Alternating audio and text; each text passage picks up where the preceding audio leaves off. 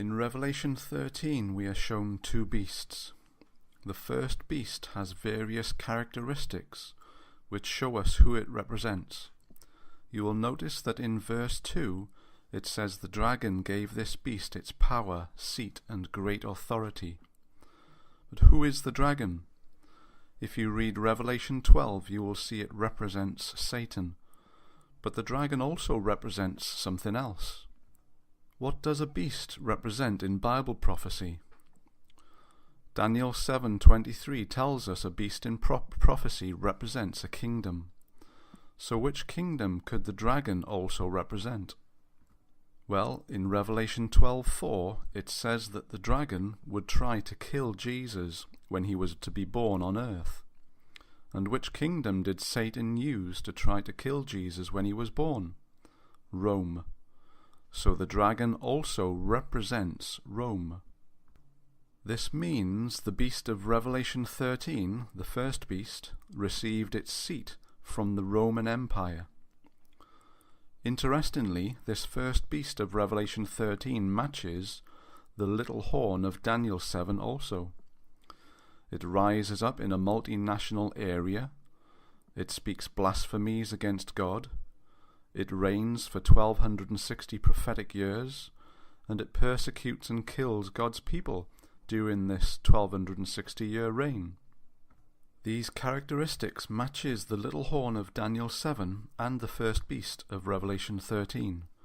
And where did the little horn come from? It came up from the fourth beast of Daniel 7, which was the Roman Empire. So which kingdom did the Roman Empire give its seat to, which Revelation 13 confirms? And which kingdom fulfills these characteristics? The kingdom of the papacy, the papal church of Rome based in Vatican City, which is its own nation. So the first beast of Revelation 13 is the papacy. What about the second beast of Revelation 13? Well, this beast rises up out of the earth, which is the complete opposite of the first beast, which arose from a multinational area representing Europe. So this earth beast was to rise up from a sparsely populated area, a wilderness, completely separated from Europe. This beast nation was also to rise to power after the 1260-year reign of the papal church. In 1798, the papacy received its mortal wound, as Revelation 13 calls it. So the earth beast would be a nation that is rising to power around this time. And Revelation 13 calls this nation a lamb-like nation, which is a representation of Christ. But this nation would later speak like a dragon. It would speak like Satan and the Roman Empire. Not only that, this second beast nation would end up causing the whole world to take the mark of the beast. Now, what do you need to have to be able to cause the whole world to do something? You need financial control and vast military control over the world. Now there is only one nation on earth that comes even close to matching the second beast of Revelation 13, and that is Amerika. So the two beasts of Revelation 13 are the papacy and Amerika. But there is something else. In verse 14 of Revelation 13, it says that Amerika would tell the people to make an image to the first beast. So Amerika is to form an image of the papacy in the United States. And what is the Papal Church of Rome? It is a church-state union, with the church telling the state what to do. Friends, prophecy is fulfilling fast, and we now have an uprising in Amerika from evangelicals and Catholics to take control of Amerika. And Donald Trump has united with these evangelicals and Catholic leaders to bring about changes in Amerika. Just listen to this. I would like to thank the evangelical and religious community, because I'll tell you what, the support that they've given me, and I'm not sure I totally deserve it. has been so amazing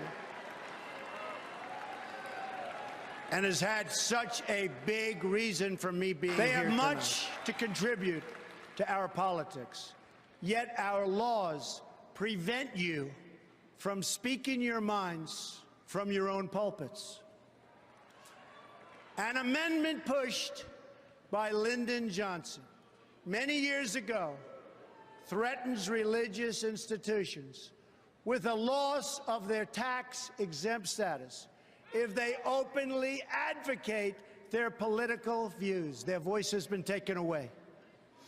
I am going to work very hard to repeal that language and to protect free speech for all Americans.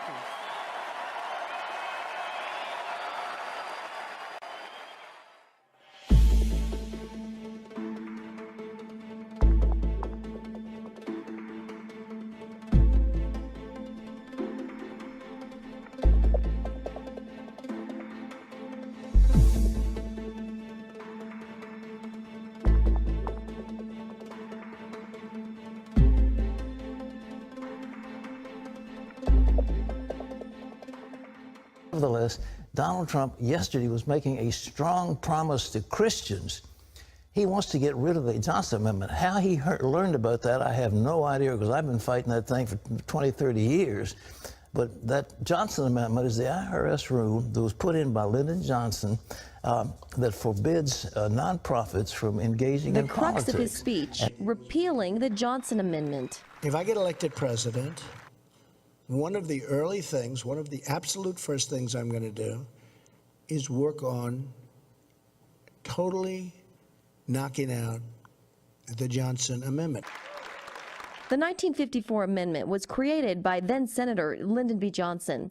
It limits the free speech of pastors, essentially threatening to take away a church or nonprofit's tax-exempt status for endorsing or opposing a political candidate. At this hotel in New York City, Donald Trump met with Christian evangelical leaders who had flown in from all over the country because they wanted to ask him questions face to face. I'm very encouraged, to be honest with you. Donald Trump met with nearly 1,000 Christian leaders at a meeting organized by faith groups. Their goal is to build support for Trump among evangelicals, who can get out the vote in November if they are united. For him to take the lead and say, okay, get your act together and come together and you can be a political powerhouse.